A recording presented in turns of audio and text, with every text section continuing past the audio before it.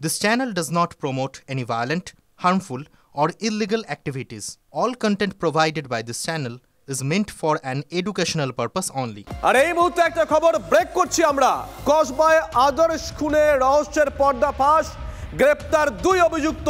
ধৃতদের নাম ধ্রুব মিত্র এবং কমল সাহা। এই মুহূর্তে যে খবর ব্রেক করছি আমরা, ইতিমধ্যেই দুজনকে পুলিশ গ্রেপ্তার করেছে।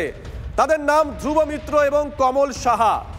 সুজয় আমাদের সঙ্গে লাইভে রয়েছেন, আমাদের সহকর্মী সুজয়। এই ধ্রুব মিত্র এবং কমল সাহা, এদেরকে কেন, কি সন্দেহে পুলিশ গ্রেপ্তার করেছে, কোথা থেকে গ্রেপ্তার করেছে, ডিটেল জানাও। দেখো, প্রথমে তোমায় জানাই, কসবার হোটেলে আদর্শের অর্থাৎ চার্টার্ড অ্যাকাউন্ট আদর্শের দেহ উদ্ধারে 24 ঘন্টার মধ্যেই ঘটনার কিনারা করল পুলিশ।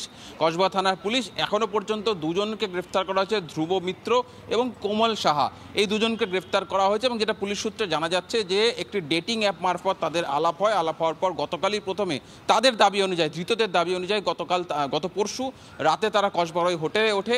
সেই হোটেলে তারা দুটি ঘর নিয়েছিল এবং ঘর দেওয়ার পর তাদের বিষয়ে, তাদের মধ্যে কোনো একটা বিষয়ে বচসা হয়, তুমুল বচসা হয় এবং বচসা থেকে ধস্তাধস্তি শুরু হয় তিনজনের মধ্যে। সেই ধস্তাধস্তিতে এই আদর্শ মেঝেতে পড়ে যান, হোটেলের রুমের মেঝেতে পড়ে যান এবং তার নাক মুখ কান থেকে রক্ত বেরিয়ে আসতে দেখে ভয় পেয়ে যায় ওই দুই ধৃত।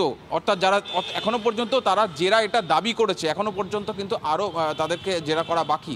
তারা দাবি করেছে রক্ত দেখে ভয় পেয়ে যায় এবং সেই অবস্থায় আদর্শের পা তারা বেঁধে দেয় হাতের সামনে তোয়ালে পেয়ে। কেন বেঁধে দেয় তার ব্যাখ্যা তার দিয়েছে। তারা জানিয়েছে যে আদর্শ যদি উঠে তাদেরকে মারধর করতে যায় বা তাকে ধরতে যায়, সেই জন্যই পা বেঁধে তারা পালিয়ে গিয়েছিল। যদিও তার সত্যতা কতটা রয়েছে সেটা পারিপার্শ্বিক তথ্য প্রমাণ এবং তাদেরকে আরও জেরার মাধ্যমে স্পষ্ট হবে। এবং পালিয়ে যাওয়ার পর তার সঙ্গে আদর্শের মোবাইল এবং তার ওয়ালেট অর্থাৎ মানি ব্যাগ কেন নিয়ে গেছিল সেই বিষয়টি এখনও স্পষ্ট নয়। একাধিক ধোঁয়াশা রয়েছে। তাদের এই ঘটনার সঙ্গে যোগ পাওয়া গিয়েছে। তারা দাবি করেছে যে তারা নিজের হাতে খুন করেনি, ধস্তাধস্তিতে পড়ে গিয়ে তার যে মৃত্যু হয়েছে। অর্থাৎ সেই ঘটনায় কসবা থানার পুলিশ গ্রেফতার করেছে এবং তাদেরকে আদালতে পেশ করা হবে পরবর্তী জন্য। যে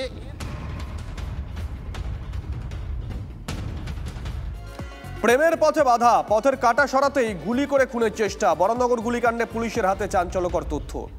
আক্রান্ত পরিবহন কর্মী স্ত্রী গ্রেপ্তার, পিসেমশাই শুটার ও বাইক চালকও গ্রেপ্তার। গ্রেপ্তার করা হয়েছে আক্রান্ত পরিবহন কর্মী স্ত্রীকে। কিন্তু যেদিনকে ঘটনা ঘটে সেদিনকে সংবাদ মাধ্যমের সামনে তিনি ঠিক কি বলেছিলেন শোনাই। কি শাস্তি চাইছেন? অবশ্যই। কি একটু যদি বলেন। কে করলো এটা তো দোষীকে ধরতে হবে, আগে দোষীটাকে দেখতে কে সেটাতে দেখতে হবে। হ্যাঁ, কারণ ওর তো কোনো শত্রু নেই। এবার এটা কে করলো, কিভাবে করলো সেটা আমি জানি না স্যার। এটা যাতে খুব তাড়াতাড়ি ধরা পড়ে, তদন্ত হয়, এটা আমি চাইছি।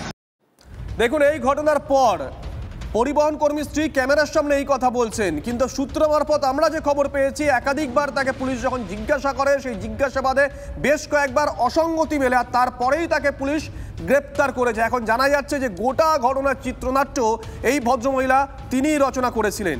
সেদিনকে প্রতিবেশীরা কি বলেছিলেন শোনাবো, ব্যাক টু ব্যাক শোনাবো। সেদিনকে স্থানীয় বিধায়ক তিনি কি বলেছিলেন।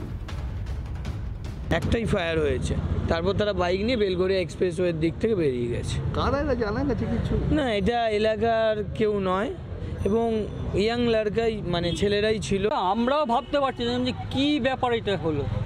আমাদের সঙ্গে যে পাড়ার সব প্রতিটা লোকই জানে কোনো কিছুর মধ্যে থাকি না, ঝামেলা না, কোনো কিচ্ছু না, কোনো প্রেম না। যদি টাকা পয়সার ব্যাপার হতো তাহলে তো তার কাছে টাকা চেত, ছিনতাই করতো, সেই সব কিছু হয়নি। তাহলে কি পুনর্ঘটিত তার সম্পর্কে কিছু নেই।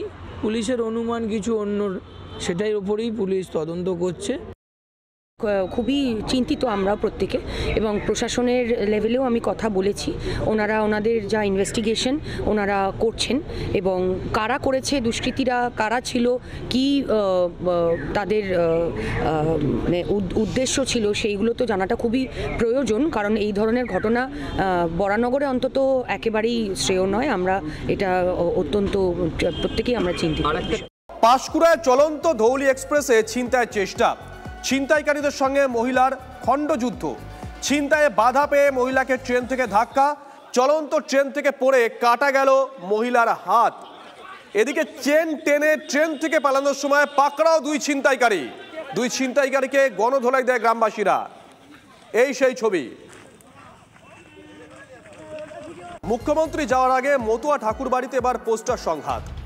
মঙ্গলবার ঠাকুরনগরে যাওয়ার কথা মুখ্যমন্ত্রী, তার আগে মতুয়া ঠাকুর বাড়ির বিভিন্ন জায়গায় ধিক্কার ব্যানার, হরিচাঁদ গুরুচাঁদ ঠাকুরকে অপমানের অভিযোগে ধিক্কার পোস্টার। যাদের মানসিকতা ছোট তারা এই ছোট মানসিকতার পরিচয় দিচ্ছে মমতাবালাপন্থীদের। পাল্টা জবাব শান্তনু ঠাকুরপন্থী অল ইন্ডিয়া মতুয়া মহাসংঘের।